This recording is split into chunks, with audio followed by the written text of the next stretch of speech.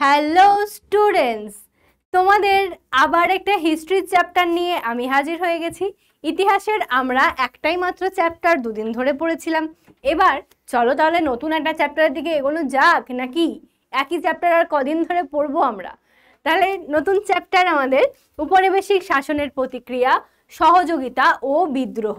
এই চ্যাপ্টারটাকেও আমরা দুদিন ধরে পড়বো অবশ্যই, কিন্তু প্রথম দিনে যা পড়ার অর্থাৎ স্টার্টিংটা তো আমাদেরকে দেখে নিতে হবে যে কি আছে এই সময় শাসনের প্রতিক্রিয়া, সহযোগিতা, বিদ্রোহ। মানে ঠিক মাথায় ঢুকছে না ম্যাম। টপিকটা দেখে আমাদের বাংলায় যেমন একটু একটু শিরোনাম দেখে আমরা বিষয় সম্বন্ধে একটু একটু জানতে পারি, কিন্তু ইতিহাসেতে ঠিক মাথায় ঢুকছে না কি আছে এটার মধ্যে। চলো দেখা যাক যে কি আছে এটার মধ্যে। দেখি আমরা যা যা দেখবো সেটা হচ্ছে সোশ্যাল রিফর্মস ইন বেঙ্গল আর রিফর্মস ইন মুসলিম সোসাইটি, অর্থাৎ আমরা কিছু কিছু সমাজ সংস্কারের কথা দেখব। কি দেখব? সমাজ সংস্কার। আর সেটা কোথায় কোথায় দেখব? বাংলায় অবশ্যই। বাংলার যা যা সমাজ সংস্কারক আন্দোলন ইত্যাদি, কে কোন কোন সংস্কারের সঙ্গে যুক্ত থাকছেন। আমরা তো এমনিতেও রামমোহনের কথা, বিদ্যাসাগরের কথা জানি, যারা কিন্তু সতীদাহ প্রথা, বিধবা বিবাহ প্রথা, এই ধরনের প্রথাগুলোর সঙ্গে যুক্ত ছিলেন। তাদের নাম আমরা স্মরণীয়, মানে আমাদের কাছে স্মরণীয় হয়ে আছে এই সমস্ত কাজের জন্যই। হ্যাঁ, আদার্স সাহিত্যকর্ম সেটা অন্যদিকে দিচ্ছি, ইতিহাসের হিসেবে এই রকম জিনিসগুলোর জন্য স্মরণীয়। তাহলে সেই বিষয়গুলো দেখব। আর এইরকমই কোনো বিষয় কি মুসলিম সমাজেও ছিল? আমরা হিন্দুদের ক্ষেত্রে তো বহু বহু এরকম কুপ্রথা পাই, যে প্রথাগুলোর দ্বারা হিন্দুরা কিন্তু জর্জরিত, আজও এরকম অনেক কুসংস্কার প্রথার মধ্যে আমরা জর্জরিত। কিন্তু তার সাথে সাথে আমাদের এই যে মুসলিম সমাজের মধ্যেও সেরকম কে আছেন বা কোন সংস্কারক আছেন, দেখা যাক তো তাহলে কি আছে আমাদের টপিকে। প্রথমেই শুরু করি। ব্রিটিশ ঔপনিবেশিক প্রশাসন ভারতের সমাজ ও শিক্ষা সংস্কারে যেসব উদ্যোগ নিয়েছিল তাতে ভারতীয় সমাজের এক অংশের মানুষ অংশগ্রহণ করে। ঔপনিবেশিক প্রশাসনের সাহায্যে অনেক ভারতীয়ই সমাজ ও শিক্ষা সংস্কারে উদ্যোগী হয়েছিলেন। এইসব ভারতীয়দের অধিকাংশ ব্রিটিশ কোম্পানির চিরস্থায়ী বন্দোবস্ত ও ইংরেজি শিক্ষার সুফল পেয়েছিলেন। এদের অনেকেই কোম্পানির অর্থনৈতিক কার্যকলাপেও ভূমিকা নিয়েছিলেন। তার ফলে ঊনবিংশ শতকের ভারতের সমাজ ও শিক্ষা সংস্কারকেরা, কখন বলা হচ্ছে ঊনবিংশ শতকের ভারতের সমাজ আর শিক্ষা সংস্কারকেরা সাধারণত ব্রিটিশ ঔপনিবেশিক আদর্শের প্রতি আস্থাবান ছিলেন। তারা মনে করতেন ব্রিটিশ শাসনের সহগামী হিসেবেই, তারা কি মনে করতেন এটাকে মনে রাখবে, ব্রিটিশ শাসনের সহগামী হিসেবেই দেশীয় সমাজ ও সংস্কৃতির উন্নয়ন সম্ভব। ওই ভারতীয়রা মনে করতেন ইংরেজি ভাষা শিখতে পারলে তাদের নিজেদের ও তাদের সন্তানদের ভবিষ্যৎ তৈরি হবে এবং চাকরি পেতে সুবিধা হবে। তাহলে আমরা এই লাইনগুলোর মধ্যে কি পেলাম? অ্যাকচুয়ালি পেলামটা কি? পেলাম এটাই যে সেই সময়কার ভারতবর্ষ যখন ইংরেজ আমল চলছে, তখন সাধারণ মানুষ অর্থাৎ এই সমস্ত লোকগুলো যারা একটু একটু করে শিক্ষিত হচ্ছিলেন যাই বলি না কেন, এই সমস্ত শিক্ষিত মানুষেরা আস্তে আস্তে ভাবতে লাগলেন কিন্তু ইংরেজি শিক্ষার, ইংরেজদের এখানে এসে বাণিজ্য করার বেশ কিছু সুফল পাওয়া যাচ্ছে, তাহলে সেই সুফলগুলো আমাদেরকে নিতে হবে। শুধুমাত্র তাদেরকে তাড়ানোর ধান্দা করলে হবে না, সেই সুফলগুলো নেওয়ার কথা মাথায় রেখেই যে আমাদের দেশের কিভাবে তাতে উন্নতি হবে, আমাদের সমাজ অর্থাৎ শিক্ষার মাধ্যমে, এই যে ইংরেজি শিক্ষার দ্বারা যদি আমাদের ছেলে মেয়েদের চাকরি একটু ভালো হয়, যদি আমরা একটা উচ্চ পদে পৌঁছতে পারি, এরকম ব্যাপারগুলো আমরা ভাবছি। অন্যদিকে ব্রিটিশ কোম্পানিও বুঝতে পারছিল যে শাসন সংক্রান্ত কাজকর্ম চালাতে সবসময় যে সুদূর ইংল্যান্ড থেকে লোক আনার থেকে কি ভালো, এখানকার যে শিক্ষিত সম্প্রদায় অর্থাৎ ভারতীয় যে শিক্ষিত সম্প্রদায়, তাদেরকে নিয়ে কাজ করা অনেক বেশি সহজ বা অনেকটাই ভালো হবে। কিন্তু ইংরেজি ভাষা ও পাশ্চাত্য শিক্ষার প্রভাবে শিক্ষিত ভারতীয়রা সবাই ঔপনিবেশিক সরকারের প্রতি সমান অনুগত ছিলেন না। স্বাভাবিক বিষয়, আমি ইংরেজি শিক্ষায় শিক্ষিত বলেই যে আমি ইংরেজদের পা ধোয়া জল খাবো বা তাদের অনুগামী হয়ে চলবো, এমনটা আমি কেন করব? নাই করতে পারি। শিক্ষা হয়তো আমাকে এটাই শিখিয়েছে যে হ্যাঁ, তুমি তোমার শিক্ষা গ্রহণের জন্য সমস্তটুকু তুমি গ্রহণ করো, সবকিছু তুমি জানো, কিন্তু তোমাকে এটাও ভাবতে হবে যে তোমার দেশ অন্যের হাতে পরাধীন, তোমার দেশকে স্বাধীন করতে হবে এবং ইংরেজদের সহযোগিতা না করেও যে অন্যান্য ভালো কাজ করা যেতে পারে সেইগুলো করতে পারি। তাহলে আমাদের মধ্যেই কিন্তু দুটো একটা শ্রেণী ভাগ হয়ে যাচ্ছে, কেউ মনে করছে এইগুলো ভালো, কেউ মনে করছে ওইগুলো ভালো, এরকম একটা ব্যাপার তৈরি হচ্ছে, ঠিক তো? হচ্ছে মাঝে মধ্যে এবার বিতর্ক, দ্বন্দ্ব এই সমস্ত মাথাচাড়া দিয়ে উঠতে থাকে বিভিন্ন সমাজ ধর্ম সংস্কার বিষয়ে। এই অংশে ঔপনিবেশিক শাসনকে ঘিরে সরাসরি বিক্ষোভ তৈরি হয়েছিল। সেই বিক্ষোভগুলি প্রায়ই ছোট বড় বিদ্রোহের আকার নিত। তাহলে একটা দুটো যে বিক্ষোভ তৈরি হলো, সেই বিক্ষোভগুলো ছোটখাটো বিদ্রোহ হয়ে উঠছে। যদিও শিক্ষিত মানুষেরা অনেক সময় ওই বিদ্রোহ বিক্ষোভগুলির সমালোচনা করেছিলেন। শিক্ষিত মানুষেরা কি করছেন, বলছেন যে এই সমস্ত বিদ্রোহ বিক্ষোভগুলো উচিত নয়, এটার একটা সমালোচনা করছেন তারা। আর্থিক সচ্ছলতার ক্ষেত্রে যারা মাঝামাঝি স্তরে থাকেন সাধারণভাবে তাদেরকে মধ্যবিত্ত বলা হয়। হিন্দু সম্প্রদায়ভুক্ত উচ্চ বর্ণের ওই মধ্যবিত্তদের ব্রিটিশ ভারতের ভদ্রলোক বলে উল্লেখ করা হতো। ঠিক, তাহলে কি বলা হচ্ছে, সম্প্রদায়ভুক্ত উচ্চ বর্ণের ওই মধ্যবিত্ত ব্রিটিশ ভারতের ভদ্রলোক বলে উল্লেখ করা হতো।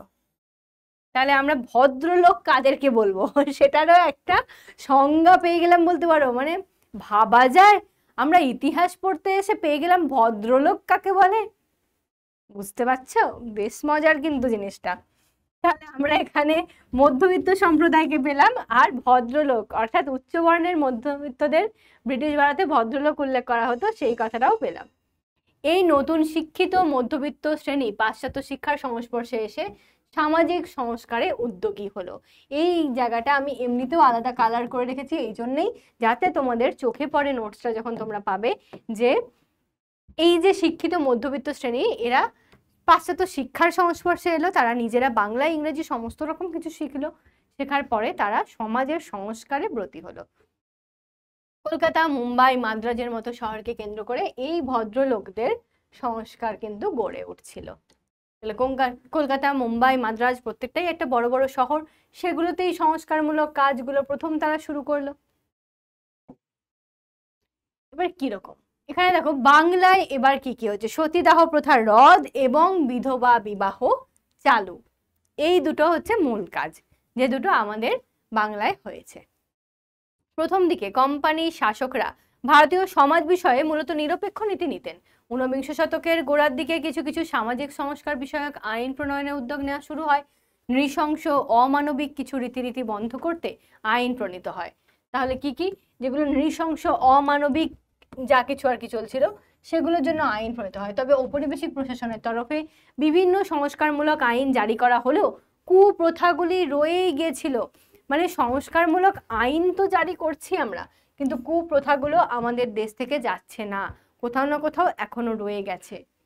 যেমন এটা একটা ইম্পর্টেন্ট সাল হিসেবে 1803 খ্রিস্টাব্দে লর্ড ওয়েলেসলি সাগরে কন্যা শিশু ভাসিয়ে দেওয়ার প্রথা নিষিদ্ধ করেছিলেন, কিন্তু তাতে কি যায় আসে, তিনি 1803-তে নিষিদ্ধ করুন যাই করুন, আমরা ঠিক লুকিয়ে লুকিয়ে ভাসিয়েই দেব যা মর। মানে কন্যা সন্তান যে বাড়ির অমঙ্গলজনক, তাকে বাড়িতে রাখা যাবে না ইত্যাদি ইত্যাদি খারাপ প্রথা তখনও চালু ছিল। আইন আছে বলে চালু হবে না এমনটা নয়। ঊনবিংশ শতকে শিক্ষিত ভদ্রলোক ভারতীয়দের অনেকেই সমাজ সংস্কারের কাজে উদ্যোগী হন। বাংলায় ওই আন্দোলনকারীদের মধ্যে প্রধান ছিলেন রাজা রামমোহন রায়।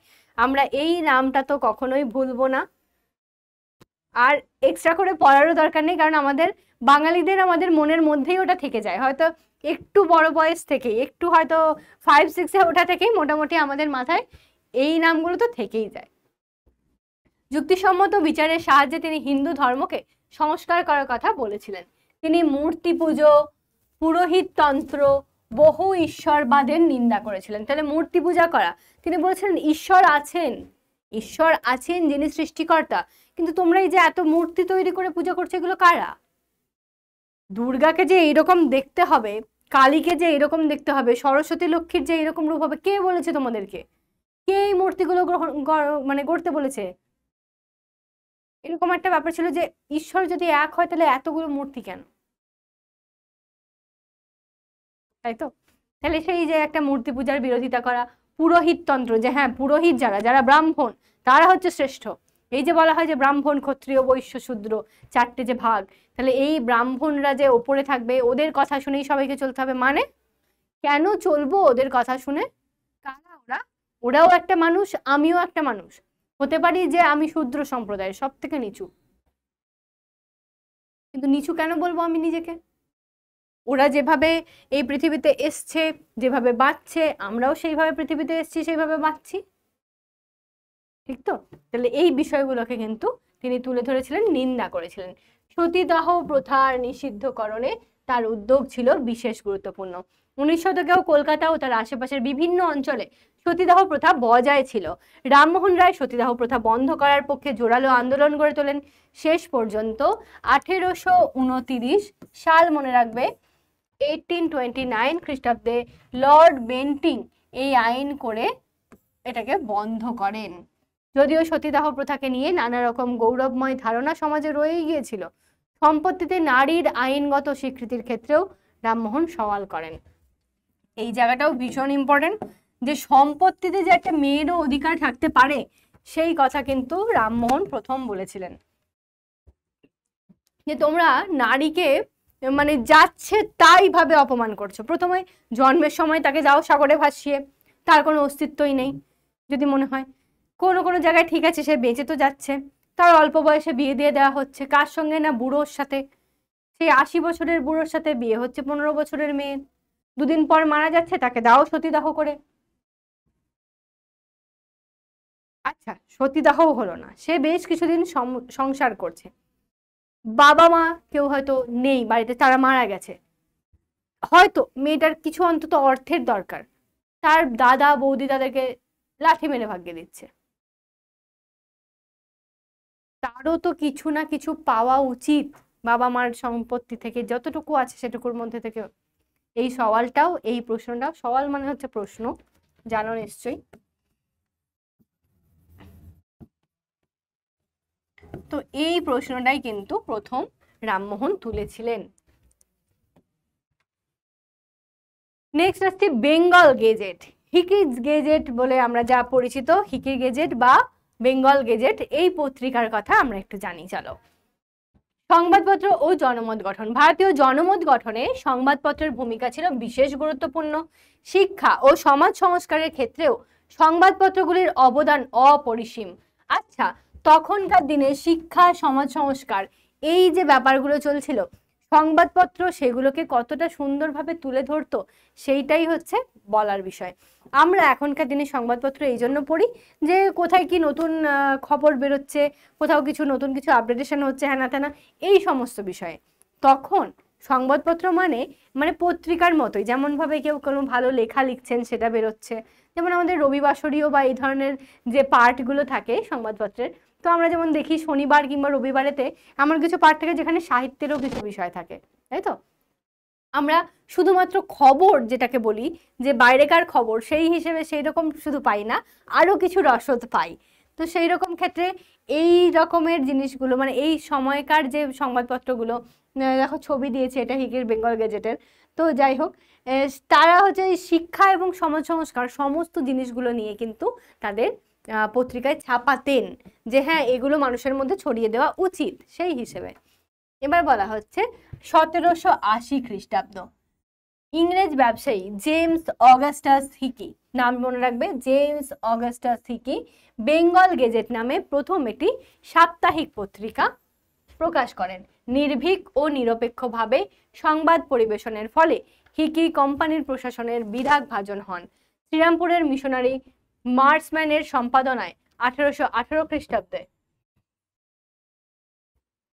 বাংলা ভাষায় প্রথম মাসিক পত্রিকা দিগদর্শন আর সাপ্তাহিক পত্রিকা সমাচার দর্পণ প্রকাশিত হয়। দুটো মানে ইম্পর্টেন্ট, মোস্ট ইম্পর্টেন্ট, সেটা হচ্ছে যে দিগদর্শন এবং সমাচার দর্পণ। দেখো অলরেডি আমি আলাদা একটা কালি ইউজ করে ওটাকে হাইলাইট করেই রেখেছি যাতে বুঝতে পারো, কিন্তু পিপিটিটা এমনই যে অন্য কালারগুলো ঠিকঠাকভাবে চোখে পড়ে না। যাই হোক, তো বেঙ্গল গেজেট এই নামটাও দেখো একটা গ্রিন মতো কালি দিয়ে করে রেখেছি। আর দিগদর্শন আর সমাচার দর্পণ দুটোই হচ্ছে মানে এমন পত্রিকা যেগুলো সেই সময়ের বোধহয় মানে পরিবেশ পরিস্থিতি সমস্ত কিছুকে তুলে ধরে একটা সমাজের বদল আনা বলে না, সেই জিনিসগুলোকে তুলে ধরেছিল যেন। তাহলে আমরা এখান থেকে কি মনে রাখবো? মনে রাখবো শ্রীরামপুরের কথা। শ্রীরামপুর মিশনারি মার্সম্যানের সম্পাদনায়, কার সম্পাদনায়? মার্সম্যানের সম্পাদনায় বেরোচ্ছে। আর বাংলা ভাষার প্রথম মাসিক পত্রিকা, কোয়েশ্চেন, বাংলা ভাষার প্রথম মাসিক পত্রিকা কি? দিগদর্শন। আর সাপ্তাহিক পত্রিকা সমাচার দর্পণ, এগুলো প্রকাশ হচ্ছে। ভারতীয় সংস্কারকদের অনেকেই বিভিন্ন সংবাদ প্রকাশ ও সম্পাদনার কাজে নিযুক্ত হয়েছিলেন। এবার সতীদাহ হ্রদ বিষয়ে রামমোহনের সওয়াল। এখানে আবারও দেখতে পাবে যে রামমোহন রায় তার সতীদাহ প্রথা হ্রদের জন্য যে প্রবর্তক নিবর্তকের সংবাদ লিখেছেন, সেই প্রবন্ধ থেকে কিছুটা অংশ নিয়ে নেওয়া হয়েছে। এখানে মূলত যেটা দেখানো হয়েছে, এটা আমি লাইন বাই লাইন পড়ছি না, কারণ এটা তোমাদের প্রশ্নের জন্য খুব একটা ইম্পর্টেন্ট নয়, খালি বিষয়টা একটুখানি দেখে নেওয়া। যে প্রবর্তক অর্থাৎ যারা প্রবর্তন করেছেন, প্রবর্তক বলতে যারা তৈরি করেছেন এই প্রথাটাকে বা যারা এটাকে সাপোর্ট করছেন, সেই রকম প্রবর্তকরা কি বলছে যে এই যে স্ত্রীলোক যে স্বামীর সঙ্গে মরবে তাতে ওর নাকি প্রচুর গৌরব আছে, কারণ স্ত্রীলোকের মাথায় কোনো বুদ্ধি নেই, তাদের কোনো শিক্ষা নেই, তাদের কোনো গৌরব নেই। সে যদি এই স্বামীর সঙ্গে মানে মৃত্যুবরণ করে তার স্বর্গ লাভ হবে, সে নতুন কিছু পাবে, মানে জীবনোত্তর মানে জীবনের পরে সে যদি স্বামীর সঙ্গে মরে তাহলে হচ্ছে জীবনের পরে সে অনেক কিছু পাবে, অনেক স্বর্গ পাবে ইত্যাদি, স্বামীর সঙ্গ লাভ করতে পারবে ইত্যাদি ইত্যাদি কথা বলা হয়েছে। এবার স্ত্রীলোককে নানানভাবে এখানে দোষান্বিত করা হচ্ছে। এবার নিবর্তক যারা, অর্থাৎ প্রবর্তক কি করে বললাম, প্রবর্তক হচ্ছে প্রবর্তন করেছেন যিনি,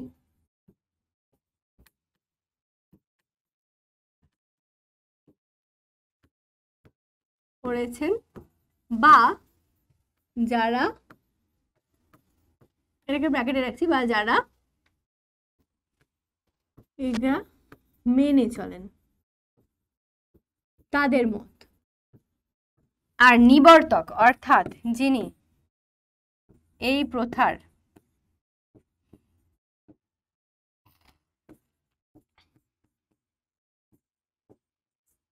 বিরোধিতা করছেন, ঠিক আছে? কি বলছে? স্ত্রীলোককে যে পর্যন্ত দোষান্বিত আপনি করিলেন তাহা স্বভাব সিদ্ধ নহে, অতএব কেবল এই ভিত্তিতে শেষ পর্যন্ত, আচ্ছা এটা বলা হয়েছে যে স্ত্রীলোককে আপনারা যে এত রকম ভাবে দোষান্বিত করছেন, তা কোন বিচারে আপনি তাদেরকে দোষ দিচ্ছেন, কি হিসেবে দোষ দিচ্ছেন? স্ত্রীলোকের বুদ্ধির কথা বলছেন, তার বুদ্ধির পরীক্ষা আপনি কোন কালে নিয়েছেন? স্ত্রীলোকের যে বুদ্ধি কম, সেই বুদ্ধির পরীক্ষা আপনি কোন কালে নিয়েছেন?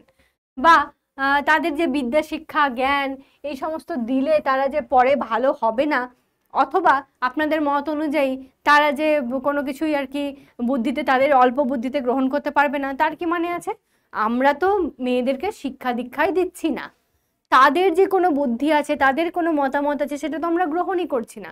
বাড়িতে ধরো কোনো কিছু আলোচনা চলছে, যে ধরো একটা বাড়িতে ধরো 5 ভাই, তাদের এবার কোনো কিছুর ভাগ বাটোয়ারা, কোনো বিজনেস ইত্যাদি নিয়ে আলোচনা চলছে, সেখানে যে মেয়েরাও অংশগ্রহণ করবে, তাদের ক্ষুদ্র বুদ্ধিতেও যে তারা কিছু যোগদান করবে, এটা তো অ্যালাউই ছিল না। তাহলে মেয়েদের বুদ্ধি আছে না নেই সেটা আপনারা জানলেন কি করে? এটা রামমোহনের প্রশ্ন। তাহলে এই ধরনের প্রশ্ন কিন্তু তিনি তুলছেন, যেটা আজকের দিনেও বর্তমান সমাজেও কিন্তু অত্যন্ত প্রাসঙ্গিক, অতিরিক্ত প্রাসঙ্গিক। আমরা এই সমাজে দাঁড়িয়েই এখনো অবধি আমরা শুনি মেয়েরা চাকরি করে কি করবে?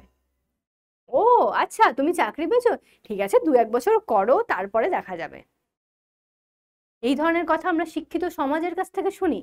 শুধুমাত্র এমন না যে অশিক্ষিত বা তারা মানে জানে না কিছুই, সেরকম না, শিক্ষিত সমাজ সেরকম মানুষদের কাছ থেকেও আমরা শুনে থাকি।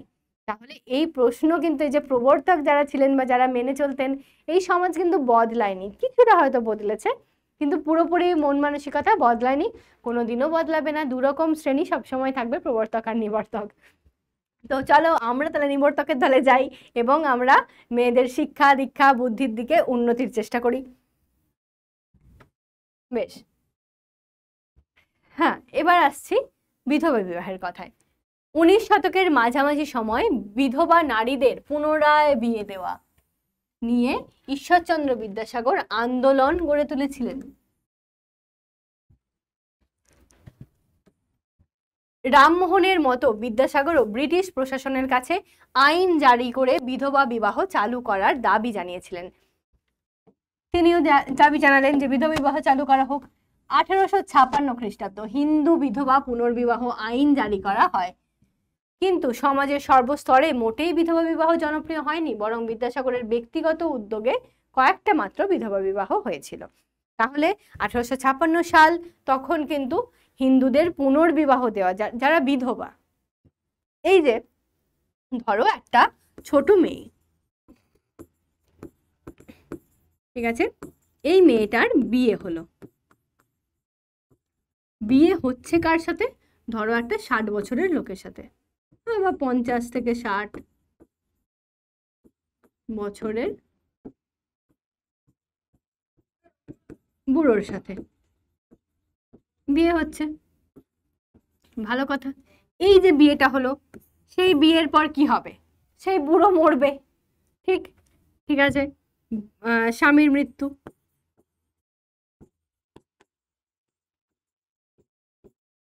এবার স্বামীর মৃত্যু মানে এই যে মেয়েটা ছিল, সেই মেয়েটাকে সতীদাহ করা হবে। আর এই সতীদাহটা আগেই রামমোহন স্টপ করে দিয়েছেন, ঠিক। তাহলে সতীদাহ এখানে করা হতো, যেটাকে স্টপ করে দেওয়া হয়েছে। এবার সতীদাহ বন্ধ হয়ে গেল।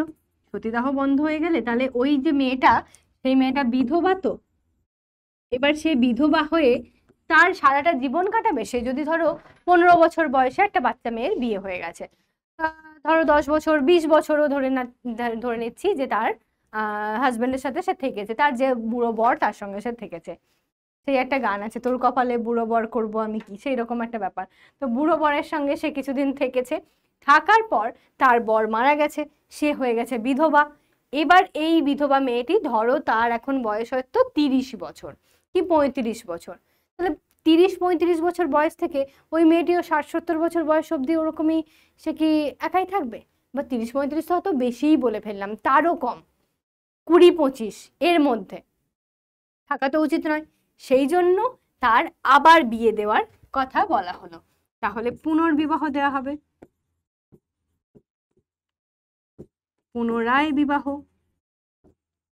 আর এই বিবাহেরটাই কিন্তু বিধবা বিবাহ নামে প্রচলিত করলেন আমাদের বিদ্যাসাগর মহাশয়, ঠিক।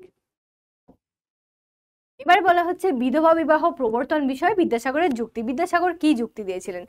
বিধবা বিবাহের প্রথা প্রচলিত না থাকাতে যে নানা অনিষ্ট ঘটিতেছে, ইহা এক্ষণে অনেকেরই বিলক্ষণ হৃদয়ঙ্গম হইয়াছে।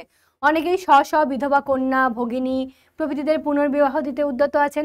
মানে কি, নিজ নিজ, স্ব বলতে নিজ নিজ, অনেকেই নিজের নিজের বিধবা মেয়েদেরকে কিংবা বিধবা বোনেদেরকে তারা বিয়ে দিতে চায়, যে অন্যের সাথে বিয়ে হোক, কিন্তু কি অনেক দূর পর্যন্ত যেতে সাহস হয় না তারা, মানে কিছু দূর গিয়ে তারা যেন পিছিয়ে আসে, যে সমাজ কি বলবে, 4টে লোক কি বলবে, কোন 4 লোক কোন সমাজ, এখন খুব উঠেছে না রিলস টিলসে, যে কোন 4 লোক কোন সমাজ, সমাজ তাকে নিয়ে হবে, লোক তাদেরকে ভাববো যাদেরকে আমরা ভালোবাসি, আমরা স্নেহ করি, যারা আমার পরিবার, যারা আমাকে ভালোবাসে, আমার জন্য ভাবে, এবং আমি যাদের জন্য ভাবি তাদের কথাই ভাববো।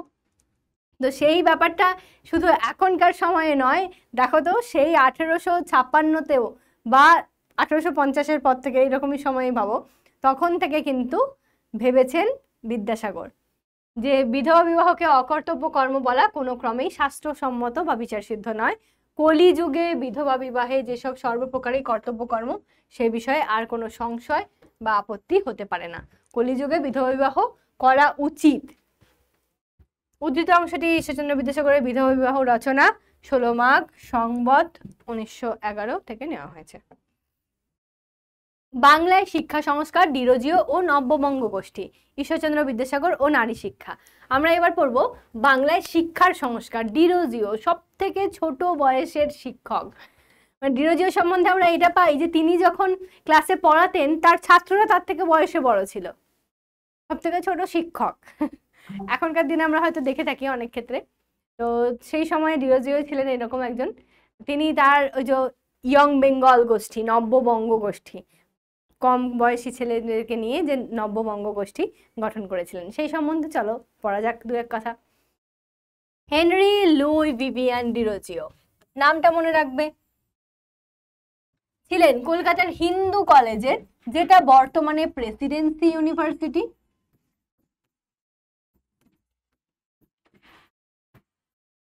প্রেসিডেন্সি কলেজ বা ইউনিভার্সিটি, এখন সেটা ইউনিভার্সিটি হয়ে গেছে।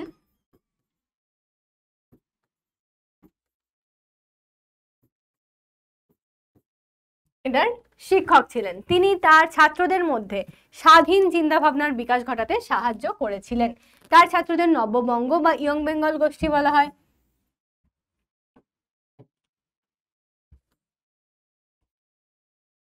ঠিক, বিভিন্ন সামাজিক প্রথা রীতিনীতির বিরুদ্ধে নববঙ্গ গোষ্ঠীর সদস্যরা মতামত প্রকাশ করেছিলেন। তাছাড়া জাতপাত, বাল্যবিবাহ, বহুবিবাহ প্রভৃতি প্রথার বিরুদ্ধেও তারা সোচ্চার হয়েছিলেন। কিন্তু ব্রিটিশ শাসন ও ইংরেজি শিক্ষার প্রতি নববঙ্গ গোষ্ঠীর পুরো সমর্থন ছিল।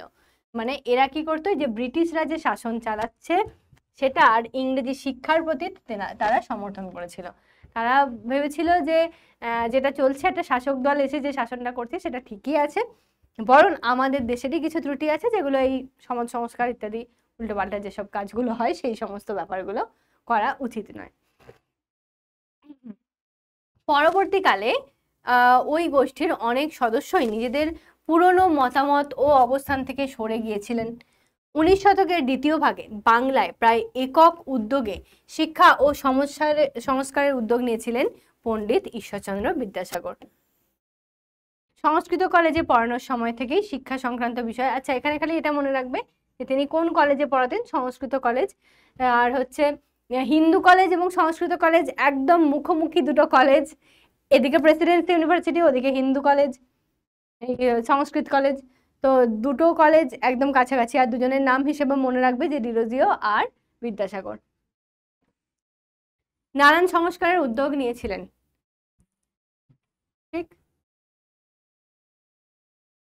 তার উদ্যোগেই ব্রাহ্মণ ও বৈদ্য পরিবারের ছেলেদের পাশাপাশি কায়স্থ ছেলেরাও সংস্কৃত কলেজে পড়ার সুযোগ পায়। তাহলে ব্রাহ্মণ বৈদ্য এরা তো পড়তোই, তার সাথে কায়স্থ পরিবারের ছেলেরাও সুযোগ পেয়েছিল। বিদ্যাসাগর সংস্কৃত শিক্ষার পাশাপাশি উপযুক্ত ইংরেজি শিক্ষার দরকারও অনুভব করেছিলেন। বিদ্যাসাগর তাহলে বুঝছেন যে হ্যাঁ, সংস্কৃতটা তো আমাদেরকে শিখতেই হবে, আমাদের ঐতিহ্যপূর্ণ একটা ভাষা, সেটা শিখতে হবে, তার সাথে সাথে আমাদেরকে কিন্তু ইংরেজিটাও শিখতে হবে আমাদের এগোনোর জন্য। তিনি বুঝেছিলেন মাতৃভাষা ও ইংরেজির মধ্যে সংযোগ সাধন করা দরকার। 1850-এর দশকে ছাত্রদের পড়ানোর জন্য অনেকগুলি বই লেখেন বিদ্যাসাগর। পাশাপাশি ইংরেজি ভাষায় লেখা আধুনিক গণিতের চর্চাও পাঠ্যসূচির অন্তর্ভুক্ত করা হয়।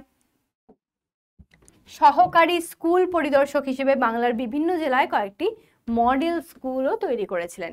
তিনি বুঝেছিলেন যে সরকারি তরফে তার সামান্য টাকা শিক্ষা খাতে বরাদ্দ করা হয়, তা দিয়ে সমস্ত মানুষকে শিক্ষার আওতায় আনা সম্ভব নয়। ফলে শিক্ষা বিষয়ে ঔপনিবেশিক সরকারের নির্দিষ্ট পরিকল্পনা করা উচিত বলেই তিনি মনে করতেন।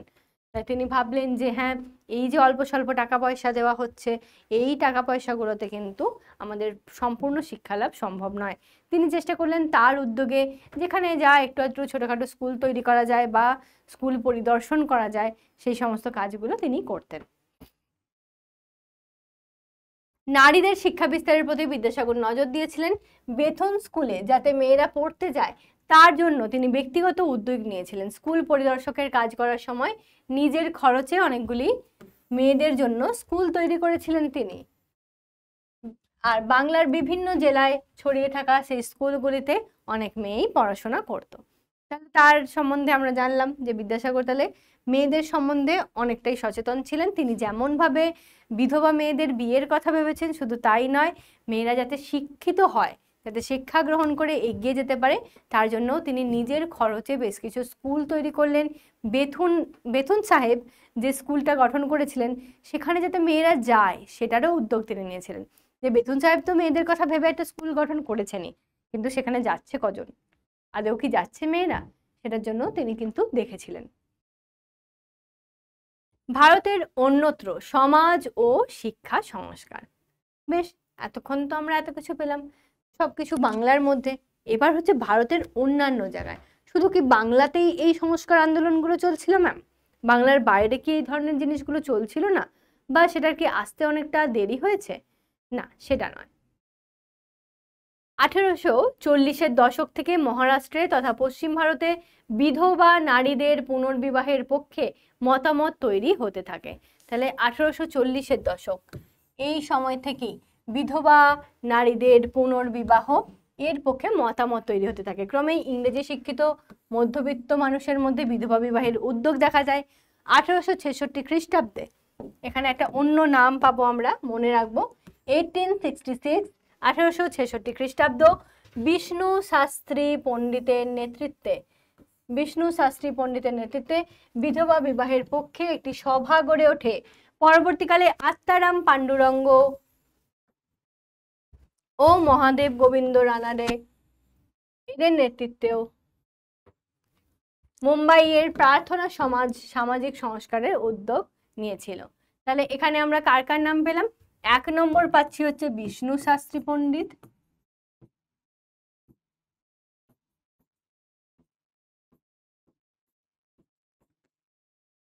এটা পাবো, এর সাথে সাথে মনে রাখবো 1866।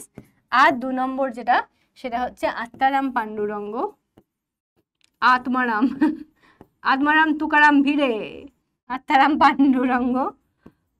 কোথায় শুনেছো তার নামটা?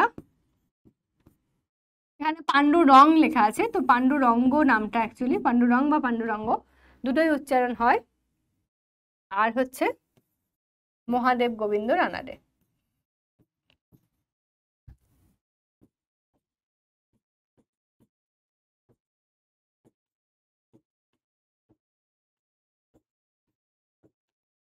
বেশ, নারী শিক্ষা ও পণ্ডিতা রমাবাই। এবার আমরা দেখব যে নারী শিক্ষার কথা বেশ তো ম্যাম দেখলাম একটু আগেই, যে আমাদের দেশে রামমোহন কিছুটা চেষ্টা করেছেন নারীদের জন্য, চেষ্টা করেছেন বিদ্যাসাগর, তার নিজস্ব খরচা দিয়ে চালু করলেন নারীদের জন্য স্কুল। তাহলে অন্যান্য জায়গায় কোথায় কি হলো? এই যে পণ্ডিতা রমাবাই, তার কথাই বা আমরা জানবো কেন? চলো দেখা যাক। 19 শতকের নারী শিক্ষাকে কেন্দ্র করে বেশ কিছু নারীও উদ্যোগী হয়ে উঠেছিলেন। তাহলে 19 শতক, নারী শিক্ষাকে কেন্দ্র করে নারীরাও উদ্যোগী হচ্ছেন। আর এদের মধ্যে পশ্চিম ভারতে সব থেকে বেশি যার কথা পাওয়া যায় সে হচ্ছে পণ্ডিতা রমাবাই। মাদ্রাজে ভগিনী শুভলক্ষ্মী, আর বাংলায় বেগম রোকেয়া। বেগম রোকেয়া আমরা শর্টে বলে থাকি, তার অ্যাকচুয়াল নামটা হচ্ছে বেগম রোকেয়া সাখাওয়াত হোসেন। বিশেষ উল্লেখযোগ্য। 19 শতকের দ্বিতীয় ভাগে ব্রিটিশ প্রশাসন মেয়েদের শিক্ষার আওতায় আনার জন্য বিভিন্ন অনুদান ও বৃত্তি দেওয়ার উদ্যোগ নিয়েছিল। তার ফলে নারী শিক্ষার কিছুটা বিকাশ ঘটেছিল। তাহলে ব্রিটিশরা এখানে কিন্তু কিছুটা সহযোগিতা অবশ্যই করেছে। কি করেছে? ব্রিটিশ প্রশাসন কিন্তু মেয়েদের শিক্ষায় আওতায় আনার জন্য বিভিন্ন অনুদান আর বৃত্তি দিতে শুরু করলো। তখন মেয়েরাও ভাবলো ঠিক আছে, তাহলে আমরা অনুদান পাচ্ছি, বৃত্তি পাচ্ছি, তাহলে আমরা পড়াশোনা করব না কেন? তাহলে মেয়েরা পড়তে শুরু করলো। ঠিক। এবার বলা হচ্ছে পণ্ডিতা রমাবাই ছিলেন ব্রাহ্মণ পরিবারের মেয়ে। তিনি ব্রাহ্মণ পরিবারের মেয়ে ছিলেন। প্রাচীন ভারতীয় শাস্ত্র বিষয়ে তার পড়াশোনা ছিল। সমস্ত সামাজিক বাধা নস্যাৎ করে তিনি এক শূদ্রকে বিয়ে করেছিলেন। Point to be noted. কি করছেন? তিনি একটা ব্রাহ্মণ বাড়ির মেয়ে হয়ে তিনি শূদ্রকে বিয়ে করছেন। বুঝতে পারছো ব্যাপারটা? ব্রাহ্মণ, ক্ষত্রিয়, বৈশ্য, শূদ্র, 4টে ধাপ, জানো তো? ব্রাহ্মণ, ক্ষত্রিয়, বৈশ্য, শূদ্র, মাঝখানের ধাপগুলোকে বাদ দিয়ে একেবারে নিচের ধাপ হিসেবে যাকে আমরা দেখি সেই শূদ্রকে তিনি বিয়ে করছেন। পরে বিধবা অবস্থায় নিজের মেয়েকে নিয়ে ইংল্যান্ডে গিয়ে ডাক্তারি পড়েন রমাবাই। বিধবা মহিলাদের জন্য তিনি একটি আশ্রম তৈরি করেছিলেন। তবে রমাবাইয়ের উদ্যোগকে রক্ষণশীলদের অনেকেই সমালোচনা করেছেন। অবশ্যই অনেকে তো রক্ষণশীল সমাজের কথা ভাবেন, তারা তো এই সমস্ত ঔদ্ধত্যপূর্ণ আচরণকে মেনে নেবেন না। তাই জন্য তিনি যে একটা শূদ্রকে বিয়ে করেছেন, অথবা তিনি যে একটা বিধবা মহিলাদের জন্য আশ্রম তৈরি করেছেন, এই সমস্ত বিষয়কে অনেকেই মেনে নেয়নি, পাত্তা দেয়নি, যাকে বলে একদম পাতি কথায়। মাদ্রাজ প্রেসিডেন্সিতে বীরেশলিঙ্গম পাণ্ডুলুরু এটা পান্তুলুর হবে অ্যাকচুয়ালি, পান্তুলুরই আছে বোধহয়। ওকে, গ্রিনটাই থাক। বীরেশলিঙ্গম পান্তুলুর নেতৃত্বে বিধবা বিবাহ আন্দোলন শুরু হলো মাদ্রাজ প্রেসিডেন্সিতে। মাদ্রাজ প্রেসিডেন্সি, বীরেশলিঙ্গম পান্তুলুর। পান্তুলু বাংলার ব্রাহ্ম আন্দোলনের দ্বারা প্রভাবিত ছিলেন। তাহলে বাংলার ব্রাহ্ম আন্দোলন, এই ব্রাহ্ম আন্দোলনের দ্বারা তিনি কিন্তু প্রভাবিত। মূর্তি পূজা, অস্পৃশ্যতা, জাতিভেদ, বাল্যবিবাহ প্রভৃতির বিরোধিতা করেছিলেন বীরেশলিঙ্গম। পাশাপাশি নারী শিক্ষা ও বিধবা বিবাহের পক্ষে সওয়াল করেন পান্তুলু। তিনি দক্ষিণ ভারতের প্রার্থনা সমাজ সংস্কারের আন্দোলনকে ছড়িয়ে দিয়েছিলেন। মাদ্রাজে শিক্ষিত নাগরিকদের অনেকেই ওই আন্দোলনের সপক্ষে দাঁড়িয়েছিলেন, কিন্তু সেসব সত্ত্বেও সামান্য কয়েকটি বিধবা বিবাহ বাস্তবায়িত হয়েছিল।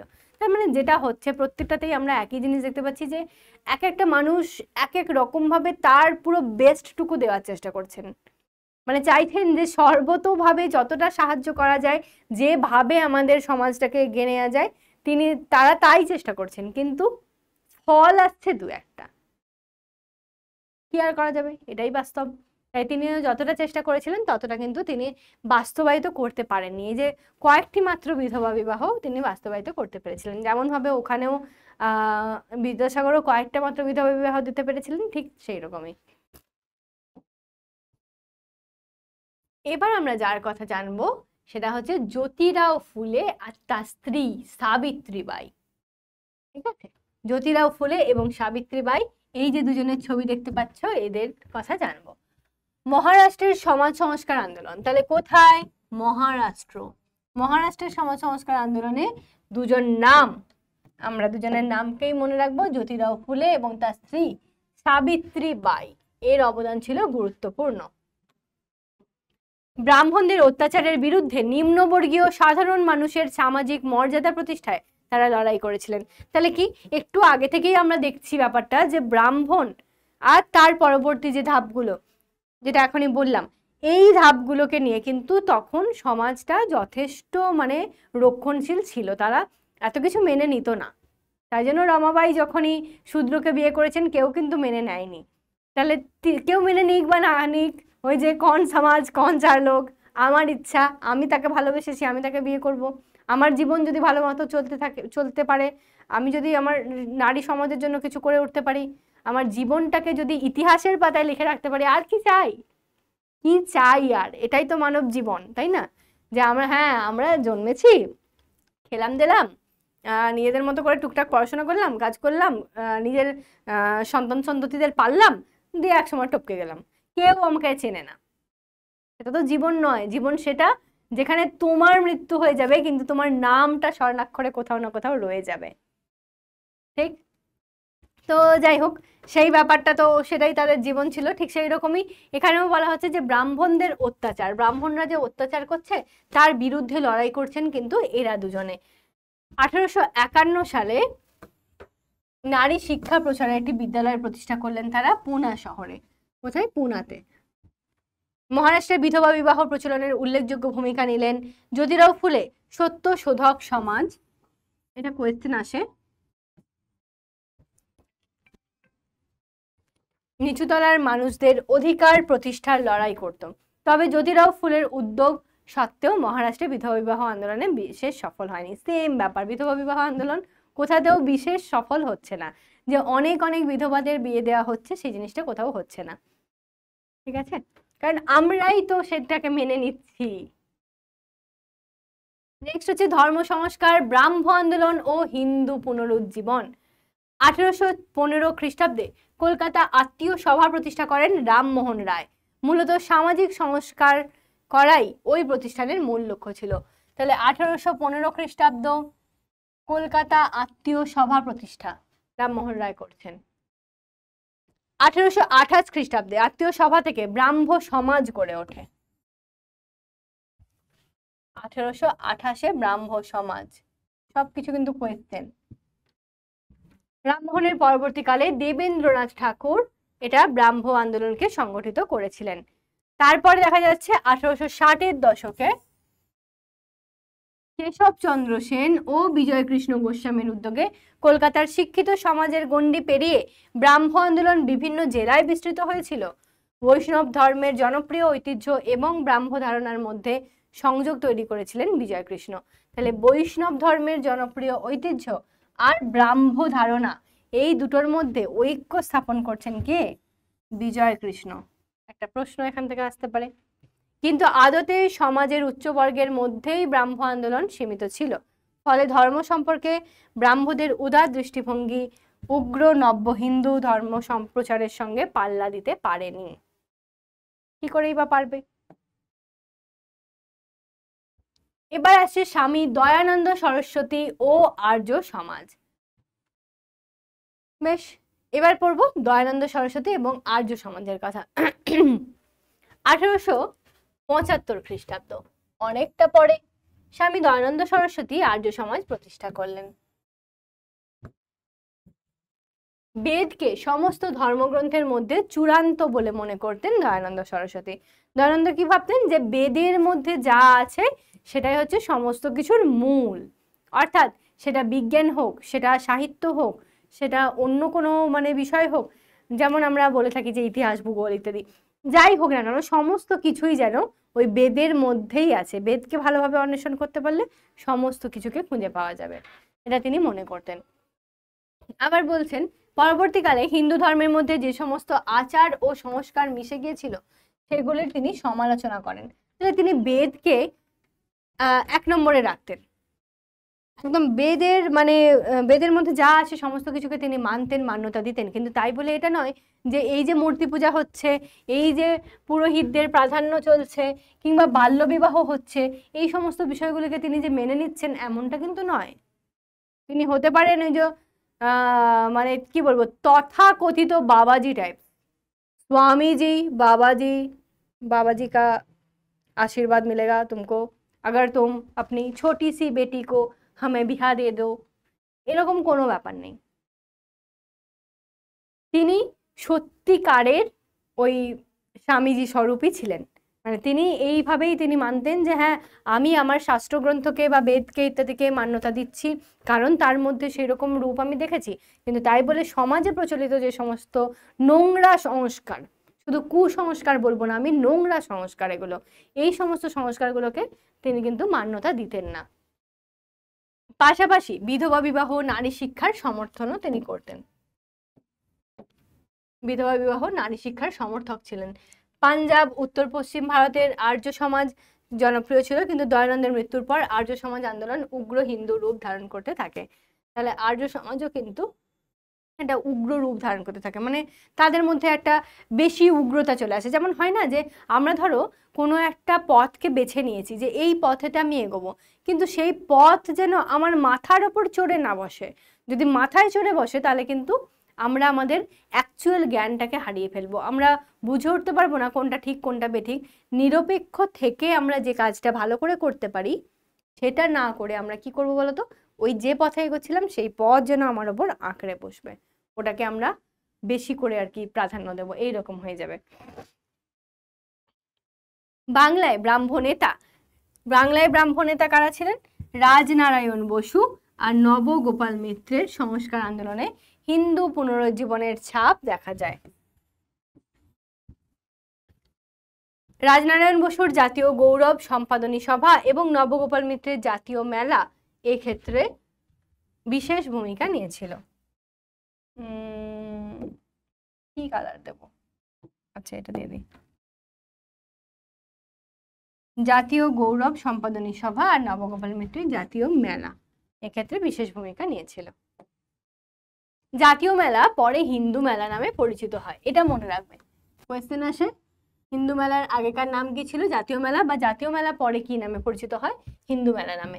হিন্দু ধর্মের মর্যাদা পুনঃপ্রতিষ্ঠা করা এবং স্বাধীনতা ও দেশপ্রেমের আদর্শে সকলকে উজ্জীবিত করাই ছিল হিন্দু মেলার উদ্দেশ্য। হিন্দু পুনরুজ্জীবনবাদী আন্দোলনের সঙ্গে রামকৃষ্ণ পরমহংস এবং স্বামী বিবেকানন্দের নামও ওতপ্রোতভাবে জড়িত ছিল। 19 শতকের চাকরিজীবী শহুরে শিক্ষিত মানুষের কাছে রামকৃষ্ণের এক বিশেষ আবেদন তৈরি হয়েছিল। 1893 খ্রিস্টাব্দে রামকৃষ্ণের শিষ্য স্বামী বিবেকানন্দ শিকাগো ধর্ম সম্মেলনে যোগদান করেন। আর তোমরা নিশ্চয়ই জানো যে বিবেকানন্দ কিন্তু শিকাগো ধর্ম সম্মেলনে যোগদান করে ভারতীয় ঐতিহ্য সম্পর্কে, ভারত সম্বন্ধে এমন সুন্দর সুন্দর বক্তৃতা দিয়েছিলেন যে বাইরেকার লোকও তার ফ্যান হয়ে গিয়েছিল, তাই না? তো তার সেই কথাটা মনে রাখবো আমরা, 1893 সালে সেটা হয়েছিল। সেখানে তিনি সহজভাবে ও ভাষায় ভারতীয় দর্শন আর হিন্দু ধর্মের শ্রেষ্ঠত্বের কথা প্রমাণের চেষ্টা করেন। বিবেকানন্দ নারী স্বাধীনতায় বিশ্বাসী ছিলেন, আর তিনি এই নারী স্বাধীনতায় বিশ্বাসী ছিলেন তার একটা বিশিষ্ট উদাহরণ হচ্ছে গিয়ে ভগিনী নিবেদিতা, তাই না? সিস্টার নিবেদিতা। নিবেদিতা যে ভারতে এসে এত কাজ করে গেছেন এবং তার নামে এখন বিভিন্ন কলেজ ইউনিভার্সিটির নাম পর্যন্ত চলছে, তাই না? তাহলে তার কথা শুনতে গিয়ে বলতে গিয়ে কিন্তু অবশ্যই আমরা মনে করব স্বামী বিবেকানন্দের কথা, যিনি এই নারী সমাজটাকে কিন্তু এগিয়ে নিয়ে যেতে অনেক সাহায্য করেছেন। সংস্কার আন্দোলনগুলির চরিত্র আর সীমাবদ্ধতা, এতগুলো তো সংস্কারের কথা পড়লাম, আন্দোলনের কথা পড়লাম, তার যে সীমাবদ্ধতাটা কি ছিল? 19 শতকের এই সমস্ত সামাজিক সংস্কারগুলি গোড়া থেকেই সংকীর্ণ সীমানায় আটকে পড়েছিল, খুব ছোট সংকীর্ণ মানে সরু একটা জায়গা জুড়ে চলছিলেন। উপনিবেশিক শাসনের ফলে আর্থিক ও শিক্ষাগত সুযোগ সুবিধাগুলি মূলত উচ্চবর্গের ভদ্রলোকের ব্যক্তিরাই বেশি পেয়েছিল। এই ভদ্রলোকরা ব্রাহ্ম আন্দোলনের মতো সংস্কার আন্দোলনগুলির পৃষ্ঠপোষণা করেছিলেন। কলকাতার বাইরে বিভিন্ন জেলায় ছড়িয়ে পড়লেও সমাজের সাধারণ জনগণের সঙ্গে ব্রাহ্ম আন্দোলনের বিশেষ যোগাযোগ ছিল না। তাছাড়া সংস্কারকরাও সমাজের সর্বস্তরের মানুষকে নিয়ে বিশেষ ভাবিত ছিলেন না। তাহলে যারা সংস্কারকরাও কিন্তু সমাজের সব স্তরের মানুষকে নিয়ে বিশেষ ভাবছিলেন না। মূলত ইংরেজি ও সংস্কৃত ঘেঁষা বাংলা ভাষা ব্যবহার করতেন তারা। বাংলার সমাজ সংস্কারে পশ্চিম ও দক্ষিণ ভারতের প্রার্থনা সমাজের সামাজিক ভিত্তি শিক্ষিত ভদ্রলোক শ্রেণীর মধ্যে আটকে ছিল। পাশাপাশি এই সংস্কার আন্দোলনগুলি জাতিভেদ নিয়ে বিশেষ সোচ্চার হয়নি, কারণ সংস্কারকদের অধিকাংশই উঁচু জাতির প্রতিনিধি ছিলেন। তাহলে এরা জাতিভেদ নিয়েও কিন্তু বিশেষ করে কিছু বলে উঠতে পারেনি, কারণ তারা নিজেরাই উঁচু জাতির লোক ছিল। তারা উঁচু জাতির লোক, তারা হয়তো নিচু জাতিকে কোথাও না কোথাও একটু মনের মণিকোঠায় কোথাও একটা খারাপ নজরেই হয়তো দেখতেন তারা। সেই জন্যই জাতিভেদ প্রথা নিয়ে সরাসরি বলা হয়নি, সব বর্ণের সব জাতের লোকেদের নিয়ে ভালো করে ভাবা হয়নি, সব শ্রেণীর মানুষদের কথা ভালো করে ভাবা হয়নি। যেটুকু হয়েছে যে হ্যাঁ সমাজে এই খারাপ জিনিস আমরা দেখতে পাচ্ছি, এগুলোকে মেনটেন করে চলা উচিত, সেটুকুটাই চলা হয়েছে। 19 শতকের সংস্কার আন্দোলনের সঙ্গে যুক্ত অনেকেই মনে করতেন যে ধর্মশাস্ত্রে যেসব আচরণের কথা বলা আছে সেগুলি পালনীয়। তাহলে অনেকে কি মনে করতেন যে ধর্মশাস্ত্রের মধ্যে যদি লেখা থাকে যে বিধবা তাকে সারা জীবন শুধু ফলমূল খেয়ে কাটাতে হবে, সে কোনো ভাত মাছ মাংস ডিম ইত্যাদি কিছু খেতে পাবে না, তাহলে তাই করতে হবে, আর সেটা অবশ্য পালনীয়। এটা অনেকে মনে করেন। আরে এগুলো লিখেছে কারা? সেই তো কোনো না কোনো ব্রাহ্মণ, কোনো না কোনো লেখক, উচ্চ বর্ণের কেউ, যারা ওই শিক্ষিত, যারা মেয়েদেরকে সেই নজরে দেখে, তারা তো সেইভাবে লিখেছে। সেটা তো ভাবো, তারা তো নিজের মতো করে লিখেছে। আমি যদি চাই, আমাকে একটা টপিক দেওয়া হয়েছে যে ধরো রথের মেলা সম্পর্কে তোমার ভাবনা, আমাকে একটা টপিক দেওয়া হয়েছে, রথের মেলা সম্পর্কে আমার ভাবনা যেটা থাকবে, আমি ধরো এমন একটা মানুষ যে মেলায় যেতে ভালোবাসি না, যার হয়তো ভালোই লাগে না ভিড় ভাট্টা, তাহলে আমি সেইভাবেই লিখবো। আবার তোমাকে দেওয়া হয়েছে যে তুমি খুবই ভালোবাসো মেলায় যেতে, তোমার ভীষণ মজা লাগে, তুমি সেইভাবে লিখবে। তাহলে দুজনের লেখাটাই যদি একটা গ্রন্থে ছাপা থাকে, তখন মানুষ কনফিউজ হবে যে আরে এর কথা শুনবো না এর কথা শুনবো, এ বলছে মেলায় যাওয়া ভালো নয়, এই ছিনতাই হয়, এই খারাপ জিনিস হয় ইত্যাদি ইত্যাদি, আর এই বলছে মেলায় যাওয়া ভীষণ ভালো, কত মজা হয়, কত আনন্দ হয়, কত কি খাবার খেতে পাই, শুনবোটা কার কথা? কিন্তু যদি এমনই এক ধরনেরই লেখা সমাজে প্রচলিত থাকে, তাহলে যে ধরো আমি তোমার থেকে বড়, আমি বিশাল কিছু, আমি নিজেকে শ্রেষ্ঠ মনে করি, তাই জন্য আমি আমার লেখাটা ছাপাবো। তুমি ছোট, তুমি আমার ছাত্র, আমি কেন তোমার লেখাটা ছাপাবো? ঠিক আছে, তাহলে কি আমি যে ভাবধারায় মানে লিখছি ব্যাপারটা, সেটাই তো সমাজে প্রচলিত হবে। ঠিক সেই রকমই তখন যেগুলো লেখা ছিল সেগুলো সেই রকম মেন্টালিটির লোকেরা লিখেছিল না, কিন্তু কিছু কিছু লোক ভাবছে এটাই ঠিক, এটা পালন করা উচিত। তারা মনে করতেন কিছু স্বার্থপর মানুষ নিজেদের স্বার্থে ধর্মশাস্ত্রগুলির অপব্যাখ্যা করছে। দেশের বেশিরভাগ মানুষ সেসব শাস্ত্র কখনো পড়েইনি, ফলে শাস্ত্রের নামে বিভিন্ন কুপ্রথার শিকার হতো তারা। এই মনোভাবের ফলে সমাজ সংস্কারকেরা বিভিন্ন শাস্ত্রের সঠিক ব্যাখ্যা করার উদ্যোগ নেন। সতীদাহ বন্ধের ও বিধবা বিবাহ চালুর পক্ষে আন্দোলনগুলি গোড়া থেকেই ছিল শাস্ত্র নির্ভর।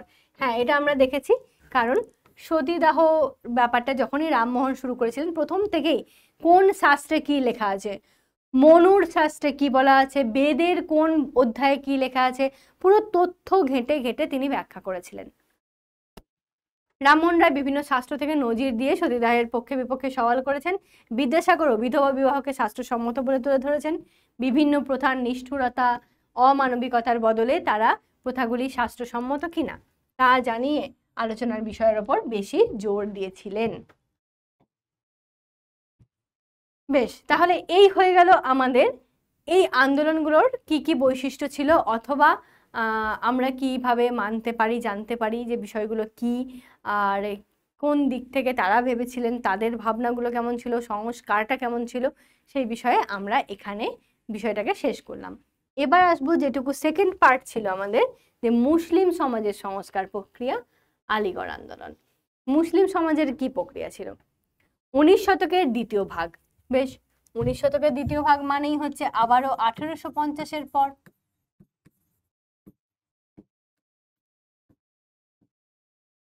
মুসলমান সমাজেও বিভিন্ন সংস্কার প্রক্রিয়া শুরু হয়েছিল।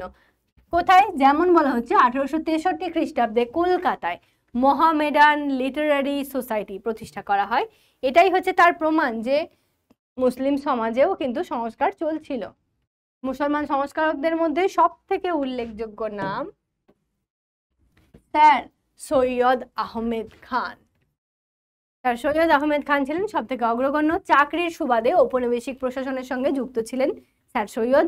ফলে মুসলমান সমাজেও ইংরেজি শিক্ষা বিস্তারের প্রয়োজনীয়তা বিষয়ে তিনি বাস্তব অভিজ্ঞতা তার ছিল। 1864 খ্রিস্টাব্দে মুসলমানদের মধ্যে বিজ্ঞান চর্চা জনপ্রিয় করার জন্য উদ্যোগ নেন তিনি। তার পাশাপাশি বিভিন্ন বিজ্ঞানের বই উর্দু ভাষায় অনুবাদ করা হয়। বিজ্ঞান তাদেরকে জানতে হবে, সেই জন্য বিজ্ঞানের বইগুলি শুধুমাত্র ইংরেজিতে নয়, ইংরেজির সাথে সাথে তিনি উর্দু ভাষাতেও অনুবাদ করেন। আধুনিক যুক্তিবাদ ও বিজ্ঞানের চোখ দিয়ে কোরআনকে ব্যাখ্যা করতে চেয়েছিলেন। তাহলে তিনি কোরআনের ব্যাখ্যাকে, যেমনভাবে আমাদের বেদের ব্যাখ্যাকে দেখছি, সৈয়দ আহমেদ কিন্তু কোরআনের ব্যাখ্যাকেও তিনি আধুনিক যুক্তিবাদ আর বিজ্ঞানের চোখ দিয়ে দেখতে চেয়েছেন, যে আধুনিকভাবে আমরা কিভাবে দেখতে পারি। পুরনো প্রথা ও যুক্তিহীন অন্ধবিশ্বাসের বিরুদ্ধে সওয়াল করেছিলেন তিনি। পুরাতন যা সমস্ত প্রথা আছে, যুক্তিহীন অন্ধবিশ্বাস, খারাপ বিশ্বাস, সেগুলো নিয়ে। এবার হচ্ছে 1875 খ্রিস্টাব্দে তিনি আলীগড় অ্যাংলো ওরিয়েন্টাল কলেজ প্রতিষ্ঠা করেন। এটা হচ্ছে মোস্ট ইম্পর্টেন্ট একটা কোয়েশ্চেন, মাথায় রাখবে। 1875 সাল, আর আলীগড় অ্যাংলো ওরিয়েন্টাল কলেজ প্রতিষ্ঠা কে করলেন? স্যার সৈয়দ আহমেদ খান। মুসলমান ছাত্র শিক্ষকদের পাশাপাশি বেশ কিছু হিন্দু ছাত্র ও শিক্ষক ওই কলেজে পড়াশোনার চর্চা করতেন। তবে মুসলমান সমাজে সবাই স্যার সৈয়দের সংস্কারগুলি সমর্থন করেননি।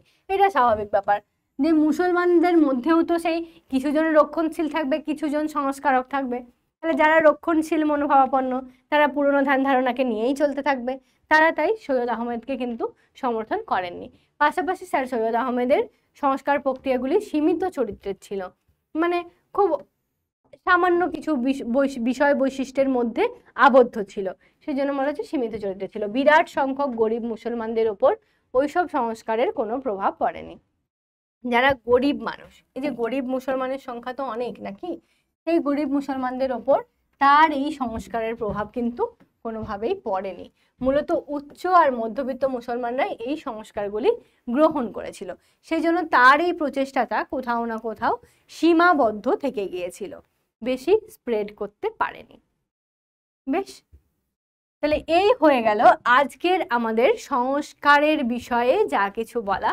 সংস্কার আন্দোলন সম্বন্ধে আমাদের হিন্দু ধর্ম এবং মুসলমান ধর্মের স্যার সৈয়দ আহমেদ খানের কথা আমরা আজকে পড়লাম। এবার নেক্সট দিন আমরা বাকি পোর্শনটুকু পড়বো। তাহলে আজকে যা যা পড়লাম, আজকে হচ্ছে পড়েছি কি, সংস্কার আন্দোলন,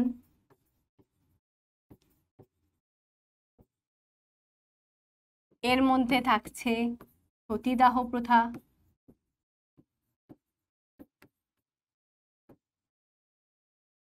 থাকছে বিধবা বিবাহ,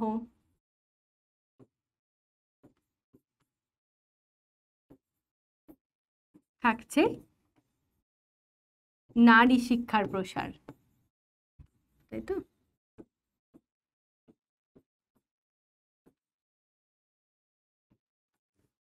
আর যেটা করলাম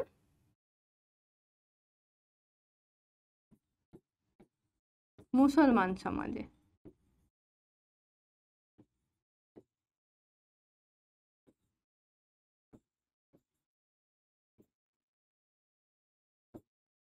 এই সংস্কারটা মেনলি ওই স্যার সৈয়দ আহমেদেরই কথা আমরা পাবো। সৈয়দ আহমেদ বা আহমদ খান, এটা কোথাও কোথাও ময়ে একার দও লেখা থাকে, কোথাও কোথাও ম দও লেখা থাকে, তো আহমেদ বা আহমদ দু রকমই উচ্চারণ হয়। হোমওয়ার্ক তোমরা কি করবে, এই অংশ থেকে যেমন যেমন আমি দাগ দিয়েছি এমসিকিউ এসিকিউ করবে আমার দাগ দেওয়া পোর্শনগুলো থেকে। আর সংস্কারক হিসেবে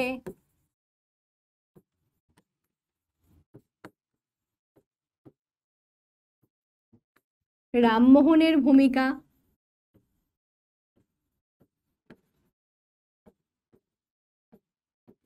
এটা একটা বড় প্রশ্ন পড়বে। আর একটা হচ্ছে সেম সংস্কারক হিসেবে বিদ্যাসাগরের ভূমিকা।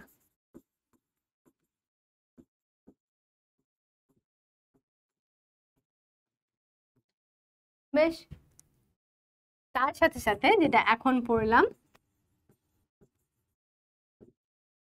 মুসলমান সমাজে বা সমাজ সংস্কারে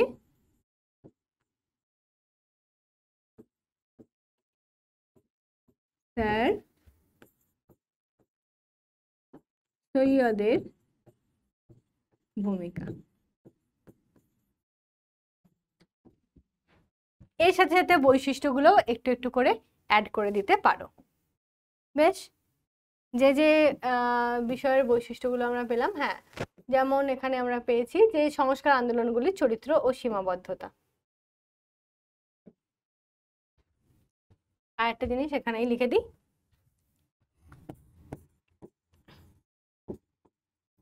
সংস্কার আন্দোলন গুলির চরিত্র ও সীমাবদ্ধতা।